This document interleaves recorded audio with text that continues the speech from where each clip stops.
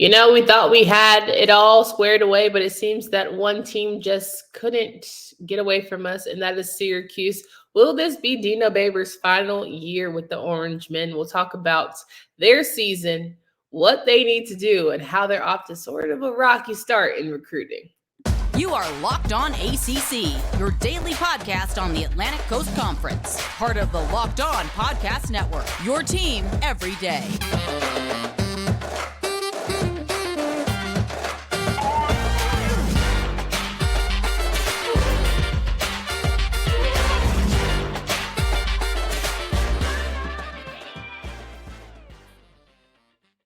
What's going on, everybody? Welcome to today's edition of Locked On ACC. I'm your host, Candace Cooper, joined by Kenton Gibbs of Locked On Wolfpack. Each and every day, you can find us wherever you listen to podcasts. Make sure you download, subscribe to the pod on YouTube so you can help us get our subscriptions up and never miss a beat. We are in summer mode, so June and July are 13 episodes only for the months, but we will be back in full effect come August, ready to go for football season. So we hope that you catch up, use this time to make sure all the episodes are squared away.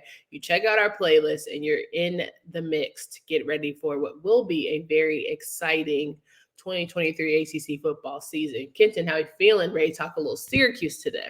Absolutely. I got my orange on just for talking this episode too. You know what I mean? So let's get into it. Let's talk Syracuse. Well, we could talk Syracuse if only I had my correct board on the map here, and it's clear that it's not that one. So if you would give me just a moment to change things, because I would, heaven forbid, people would read this and they assume that we're going to be talking about Syracuse, and they look at Virginia on the screen, That's fair. That's fair. It's we're all kind of coming back from the holiday, a little sluggish, That's all right. We're doing what we can. We're doing what we can for the people, and that's the vibe. So Syracuse, it's been a long road for our guy Dino Babers. We've had a lot of kerfuffles over Dino. We've had a lot of comments from the fans over how I feel about Dino versus how you feel and all the things. We've been called every name under the sun because of how much we cap for Dino, and that would be me. I was just about to say we. Hold on now. I'm speaking English now. But, right. I think it's a little tragic how he's going out, sad swan song.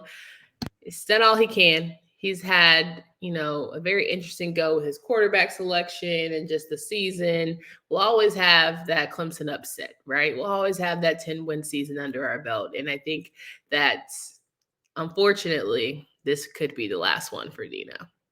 It could be, but the more I look at this schedule, and the more I look at who Syracuse is, the more I'm saying Dino could save himself. He could buy himself another year. Well, they're allegedly, I listened to our guys at Locked On Syracuse, Matt Bonaparte and company. Allegedly, they're the worst in recruiting in the ACC. They got the worst class in the ACC. Right. So when you look at things like that, you're like, okay, are we getting better? Are we trying to steadily improve? 2024, we talked about how, Coach Key out of Georgia Tech is doing his damn thing, and he's trying to steadily just put himself in a position to be a better program when it's all said and done, when he leaves that bad boy. Is Dino saying the same thing? It remains to be seen, but it's Syracuse football, so we can extend some grace. However, I do think, they had a very strong defense last year. They've lost a lot of key people, Garrett Williams and company. Garrett Williams, definitely being the top one, but they got some good weapons. Garrett Shrader figured out that his legs are better than his arm. Mm-hmm. And you got your favorite wide receiver, tight end, whatever he wants to call himself these days. Yeah. Anybody who listens to this show knows how much of a fan I am of Rondé Gaston II. But with that being said, I don't think that it's necessarily fair to assess what a team is or is not based off of recruiting that you may not see turn into much for the next couple of years. And also, we've been wrong before about these things. Like, what I'm saying? Like, about Syracuse. I've been high on Syracuse. I'm saying we've been wrong about these things in terms of recruiting. Okay. There have been classes that people said, oh, this class is going to be terrible. This class is going to be great. That's fair. And things happen and they just don't pan out, or things happen and players turn into things that you did not expect them to be overnight. So I'm not saying that, hey, Dino and company have been killing it on the recruiting trail. I'm not going to tell you that lie. Not saying that, hey, he's in a to have success going for. not necessarily going to tell you that, right? Losing Sean Tucker and company, losing the left tackle who was predicted to go on day one, I believe was at the top of the second or third round. Yeah, Matt Bergeron. And Bergeron, I yes, not easy, not easy pieces to replace. But with that in mind, with that being said, this is another team that I look at, and the more I look at their schedule, I say to myself, this could be a team that's bad. This could be a team that's middle of the road. But really, this team is set up down the stretch that they could really shock the world down the stretch. Here you go. You really in your shock the world phase. Okay. Okay. Period. I'm just telling you there. Your shock the world. I'm not saying to bet your house on it. I'm not saying that. But what I am saying is there is a possibility that late in the season they catch fire, similarly to how last season was for them, where they started off catching heat and then down the stretch fizzled out. They could do something that is pretty much the opposite here, but with a little more assistance by very, very favorable non-conference schedule, shall we say. 100%. But let me just say, if they win 6 and then figure out how to squat 6, there's no way Dino stays. No, you don't fire Dino after 6 wins. I don't think you fire Dino after 6 wins. No, but I'm saying if they win 6 but then they lose 6, you fire him for sure. He's got to have a stronger back half. But this is what I'm saying. There's no way that they lose 6. Like this is my word to you. Okay? Let's book it. Okay. If he makes it past October 26th as their head coach, I don't think he loses his job this year. All right. I think that he stays. All right. Well, let's get into why he should stay, right? So we'll start out with September 2nd opening weekend for them. They'll face off at home against Colgate. Colgate being a program that has upset an ACC opponent before. Boston College, I'm looking at you. But don't think that'll be the case this go. Yeah, I doubt it. I don't think that Colgate has the horses in the stable here. And Boston College was having a few quarterback struggles when that happened. I don't think that Syracuse struggles with this team. Then they go stay at home, face off against Western Michigan on September 9th. Another program who has beaten an ACC team. Pitt, I'm looking at you. Mm-hmm. Not impossible. Right. And I'll say this. The problem is PJ Fleck ain't walking through that door. Fair. And this isn't that Western Michigan team that pulled off that amazing upset and all that. And so I see this as a very tall and tough task for Western Michigan. I think Syracuse opens up 2-0. Then they go on the road. They face off against a foe that last season did everything to give them the game, and that would be at Purdue.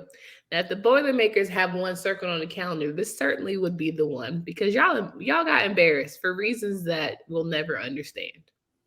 And here's the very interesting thing about that game, right? Or here's the very interesting thing about this team, rather. People talk about how Brian Brown or Jeff Brown took this team to new heights, took that Purdue team to new heights and all that. Well, Jeff's gone now. What can they sustain and maintain that? I think that if this is a season where a decline starts for them, I think that they should still have enough potentially to get over the hump, beating Syracuse at home. So you think Purdue is going to win this one? I think the Boilermakers take it with W here. Let's keep on with our September schedule. September 23rd, they'll face off against Army at home. We know what Army does. Yeah. They ain't fixing. They ain't changing because it ain't broke. No, man. I mean, I won't say it's not broke, but I mean, that's just what they know. And yeah, defense, have your day. It's always a tough game playing the Naval Academies. It's always a tough game. I'm sorry, not the Naval Academies, the Service Academies. The Service Academies. I don't know why I said the Naval Academy. Well, it's because Navy is one of them, but you get my point.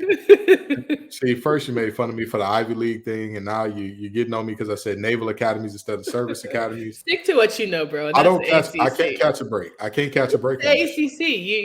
You're perfect at the ACC. Everything I say wrong on this show, boy, is that the what? But anyway. Oh please.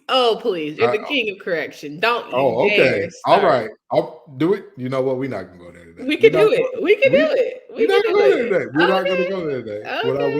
What I will say is this. The service academies generally come with the problems that they come with, very disciplined, running their triple option, all that. The question for this Syracuse team, I believe, is going to be how many points can you put up? That to me is going to be the question, because I think that you accept at some level, like, hey, we're going to be better than them in terms of man for man skill wise, but this is going to be a very tough game in terms of discipline. How gap sound are you? All that good stuff. So we'll see how well those new defensive pieces are fitting in this game, but I'm leaning Syracuse. I think Syracuse wins a close one here. We love to see it. All right, let's finish up September before we have to pay some bills. Now, this is a one at home that you got to have a strong showing. You might not get the W, but it's a familiar Atlantic foe, and that is Clemson. Do you need a strong showing here? You need a strong showing. I think for someone who has upset Clemson, and that's pretty much been the staple of why you've stuck around to me so long, and then you had happened to pop out 6 wins in a bowl game when no one expected you to do so. I think you got to have a strong showing. I'd hope that they get a strong showing, but I think they'll survive without it. I think. You think they're going to get dog walked? I think Clemson wins this game fairly handily. Yeah. You think they're going to get dog walked? Okay. That's you can stop doing that thing with your neck. Very unnecessary. But yes, I do think they're going to get dog walked. I do. I think it's going to be closer than you think. I think that I would not say dog walk necessarily, but I do think Clemson wins handily. Ooh, okay, that's fine by me. Look, at the end of the day, they go in with only 2 losses on the season. So I still, again, we're doing pack watch, and I feel like Dino is still pretty much safe. But this is where it's going to get tricky when you get into our good friends around October time, and that's just the nuts and bolts of it. All right, fans, take your first swing at betting MLB on FanDuel and get 10 times your first bet amount in bonus bets up to $200. That's right, just bet $20 and you'll land $200 in bonus bets, win or lose. That's $200 you can spend betting everything from money line to over under, or who you think to go get the first home run. All on the app that's safe and secure and super easy to use. Plus, when you win, you can get paid instantly. There's no better place to bet on FanDuel than the MLB than FanDuel, America's #1 sportsbook. Go to FanDuel.com/locked-on to get $200 back in bonus bets. That's FanDuel.com/locked-on. FanDuel, official partner of the MLB, Major League Baseball. All right, rocking and rolling with Kenton Gibbs here. We're talking through Clemson, who's going to take the W apparently. Syracuse's schedule. October is not going to be very pretty. So let's have at it, shall we? Let's do it. October 7th, they face off at North Carolina. It's been a while since they've been at Chapel Hill, so it'll be interesting to see how that sort of plays itself out. But, quarterback to quarterback, I'm giving it to May. Defense to defense, it might be an even shake. This is a game where they actually do need a strong showing. This is a game where you need to protect yourself. You know what I mean? Like, even if you lose, you got to protect yourself. And I think they will. I think they'll protect. I don't think that they come away with the win here, though. I think that UNC takes this one. October 14th at Florida State. Tough 3-game stretch. Beautiful gowns. Beautiful gowns that Syracuse. Trains to the floor. Hello, put it on the orange. floor. The Met Gala is in New York. Beautiful gowns. Beautiful gowns. But this is a 3-game stretch that I don't think that scoreboard is going to work out in their favor in this game either. I think that this is a Florida State team that's finally starting to figure it out and piece it together. And I think by this time in the season, they should be rolling.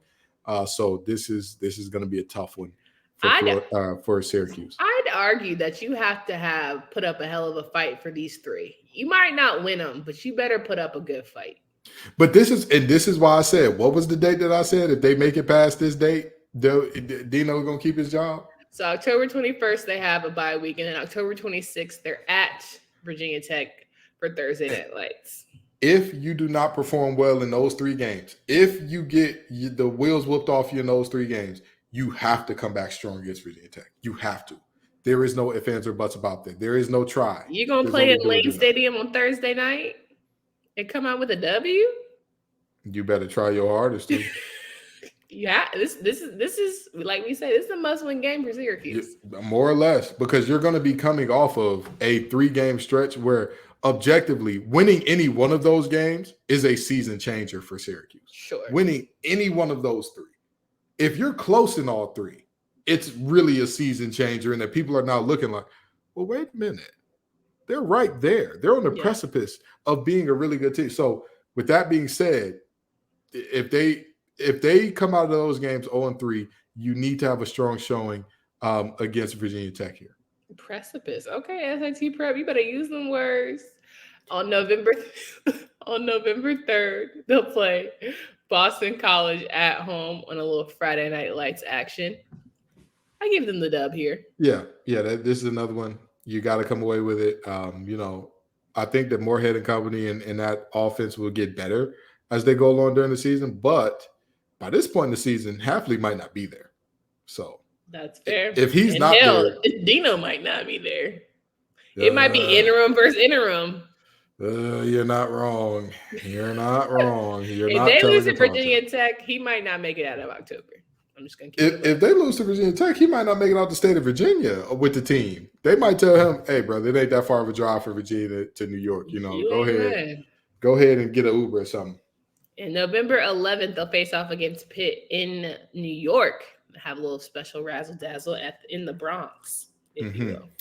And please stop having football games on baseball fields. Please, I'm begging you. ACC, I'm begging you. Whoever makes the Pinstripe Bowl, I'm begging you. The Fenway Bowl, stop doing it. Stop it. Why? Stop. It is aesthetically not pleasing. It doesn't look like a good surface to play on. How often are the actual games enjoyable? Not very. Stop. Get help. Get some help.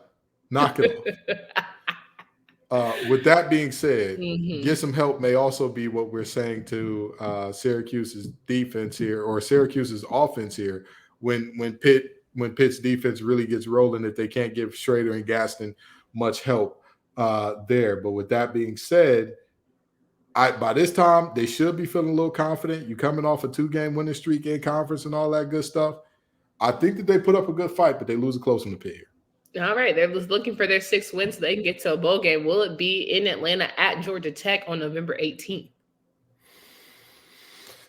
It's a chance. There's a strong chance that the 6th win comes here. And mind 100%. You, there's a strong chance that they're above 6 at this point. But with that being said, if you're counting on your 6 to come against a Georgia Tech team that by the end of the season should really be feeling themselves and smelling themselves, according to our prediction yesterday, I don't think it's going to happen for you. Okay. Well, listen, they got to figure out one, because this last one is against Wake Forest. And we know this has always been a fun battle between Wake and Syracuse these past couple of years. And certainly this will be no different. Both need wins here. I want to give it to Syracuse, but tell me why it might be Wake Forest. I mean, I also would give it to Syracuse, but the reason that you would look at and say, hey, it could potentially be Wake Forest is simply because they're known for being such a disciplined team. Mm-hmm. They're known for not making mistakes, not beating themselves and all that. However, if I'm Syracuse, I'm excited because Sam Hartman ain't walking through that door. Yeah. Sam Hartman is not walking through that door. And if you look at as much love as we give to Clawson, if you look at his record with Sam Hartman versus without, everybody should be rejoicing. Everybody should be rejoicing that Sam Hartman is gone.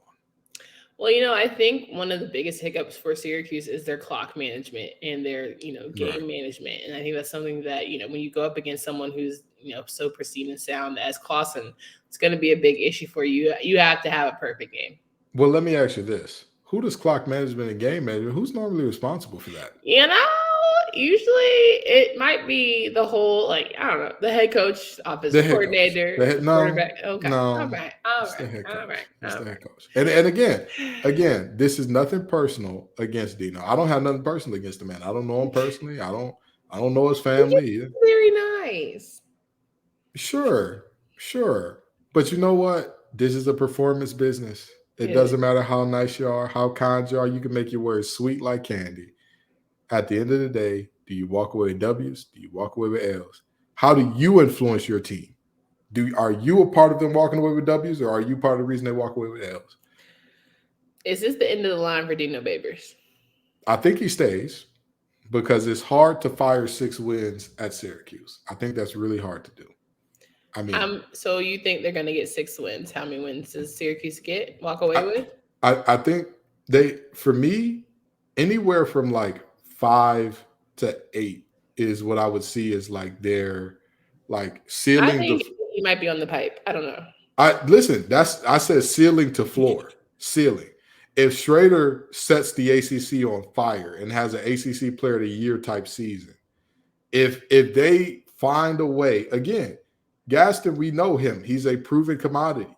If they have other receivers who step up in major ways this year, who are always open to where if Shrader could hit the side of the bar and he could put it on them and they could do something with it afterwards, they'll be fine. If they can find a way to replace Sean Tucker, you're not going to replace him 1 for 1, but you can find somebody because of Shrader's legs and what he can do with that. It helps hold defensive ends or blitzing linebackers or whoever's supposed to be the end man on the line of scrimmage. It helps hold them in read option situations and whatnot, which makes it easier for your back to find a hole, pick a hole, all that good stuff. If you can find a situation or a world where you get more help there, you'll be all right. If not, it's going to be a tough year. But again, their schedule works out so favorably because you're looking at really the only games that I see like, hey, you know, this is a tall order to win this game. Clemson, UNC, Florida State, and maybe actually, no. Nobody else I would say is that tall of an order for you to win that game. Purdue. If Purdue just if they clean up half the mistakes. And you're counting on them to clean up half the mistakes with a new coach. That was the coach. Mind you, Brown was the coach that everybody said took them to a height that they'd never seen before, and yet they still pissed that game away. And now we're expecting them, new coach, figure out more discipline. Dang, we might need to run that Louisville game back then.